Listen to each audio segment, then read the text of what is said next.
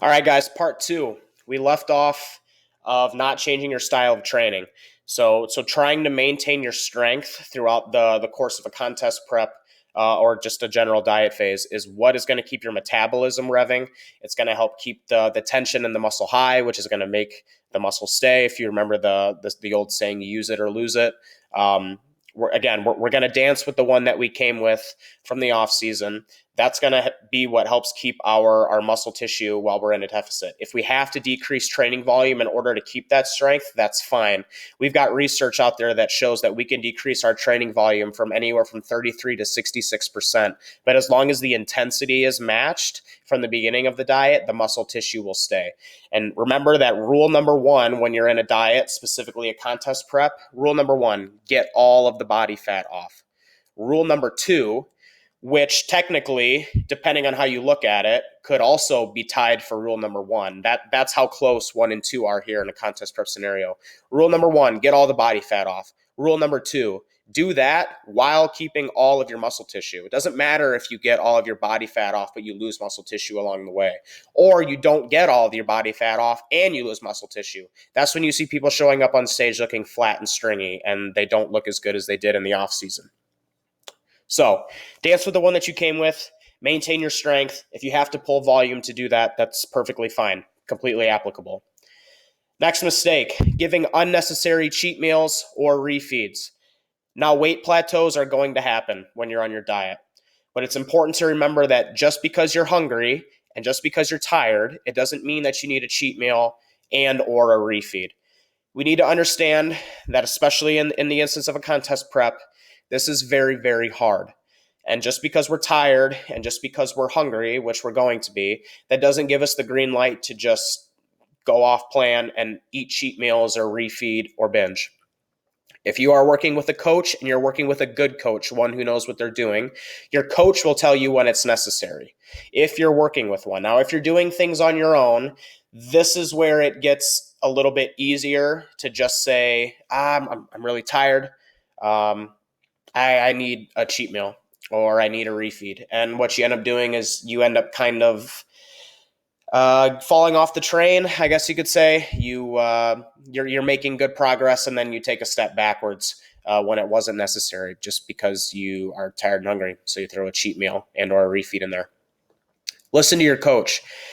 What you need to do is you need to focus on the end goal, and you need to not focus on getting a cheat meal or a refeed so that you can feel better. You need to remember why you're doing this diet in the first place and what the end goal is. And you need to be more focused on the end goal than what you're going to eat once you reach the end goal in terms of a cheat meal. Now, a good way to do this is if you're coaching yourself. I've heard a couple coaches like Matt Jansen talk about this, trained Jordan Peters, is if you're coaching yourself, look at your progress pictures and completely turn off the fact that that's you that you're looking at, and ask yourself, if this was another one of my clients, would I give them a cheat meal or a refeed? If the answer is no, then you don't need one. You need to stop being biased about yourself when you're in a prep or a prolonged deficit like this. And you need to just be able to look at this from an unbiased opinion. If you need a refeed, which there are signs when you could need a refeed, I'm not going to go too much into that in this video. That'll be something different for a different day. Would you give them a refeed? If the answer is no, don't do it. Next mistake, not knowing when to pull back. So on the opposite end of the spectrum from the last mistake, there are some people that they are constantly going backwards. They're constantly refeeding, they're constantly cheating. And then on the opposite end of the spectrum, this is kind of the boat that I fall in myself, is once I get into the groove of that diet and that deficit, I don't want to do anything that takes a step back.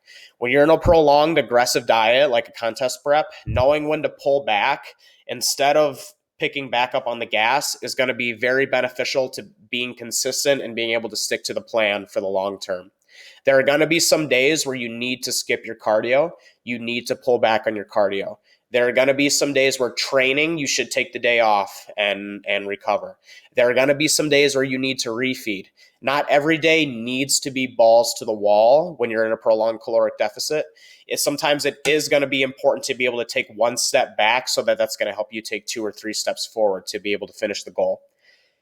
Now, I say this from a hesitant point of view because I think that some people are going to hear this and they're going to be like again with the last mistake. All right, I feel tired. It's time to refeed or skip training or skip cardio. This isn't an excuse to be a pussy. Again, this is for people that are coaching themselves, which even if you're very experienced, I don't know if I necessarily recommend coaching yourself. I think it's a lot better to just have a coach and have someone that's going to take your mind off of things. Anyways, again, another topic for a different day. Don't use this as an excuse to be a bitch. There are times where it is going to be necessary, but that is far less often than you think. Final mistake that usually gets made about dieting. Sorry if I keep itching my nose. My allergies are fucking killing me. Anyways, final mistake, not giving yourself enough time to complete the diet. If you need 16 weeks to get all your fat off and you try to do that diet in 12 weeks, one, there's a good chance that you're not going to complete it by the 12 weeks and you're not going to get fat free. Two, it is going to be very hard to cram 16 weeks worth of work into 12 weeks. It's going to be very, very difficult. And that diet is going to be very aggressive.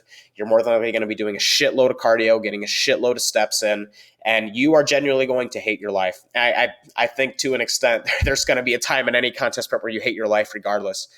But you're really going to fucking hate your life if you try to cram a 16-week prep into 12 weeks or a 12-week prep into 8 or a 20-week into 6. You get where I'm going with this.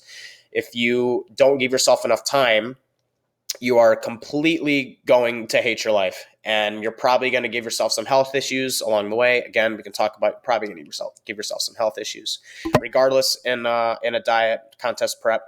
But you're really going to hate your life if you try to cram a diet into a shorter amount of time. Experienced guys can do it. Guys that don't give a shit about their health and are willing to push the envelope with drugs can do it. But I absolutely do not recommend it. In fact, I recommend the opposite. Give yourself more time than you need to in your diet. Here's a good example of how this is applicable. If someone needs 16 weeks to get fat free, maybe there's going to be an instance where they give themselves 20 weeks to contest prep, even though they only need 16. Why? Of course, alongside the course of the 20-week prep, there may be a time where you need to deload. And if you need to deload in your training, then in my opinion, when you deload, it's also a good idea to bring your food up to help recover. The point of a deload is to recover from your training, and food is something that definitely helps with that. So to do that, you're going to need to bring food up. And this is also what we call a diet break. Now, if you've put yourself in a position where you can't have a diet break or you can't have a deload, because doing so over the course of your prep is going to make you fall off track, and now you're not going to be on track to get in shape for your show, that's your fault for, again, not giving yourself enough time to complete the diet. So I'm personally a fan of taking more time than you realistically need, because realistically, we can't all have, unless you're a pro, you can't have a prep where everything is smooth sailing. There's going to be shit that goes wrong in your prep. There's going to be times where you need to pull back. There's going to be times where you need to deload. There's going to be times where you need to refeed. There's going to be times where you may even need a diet break, which could last anywhere from a week to 2 or even 3. So anyways, those are all the main mistakes that I commonly see made when dieting. A lot of these can be alleviated by getting a coach and getting a coach who knows what the fuck they're talking about. Shameless plug, coaching email is in the description. Some people will think that I don't know what I'm talking about. I'll leave that up to you guys to decide by watching the videos. Anyways, take it easy. Don't make these mistakes when you're dieting because you'll fuck yourself up.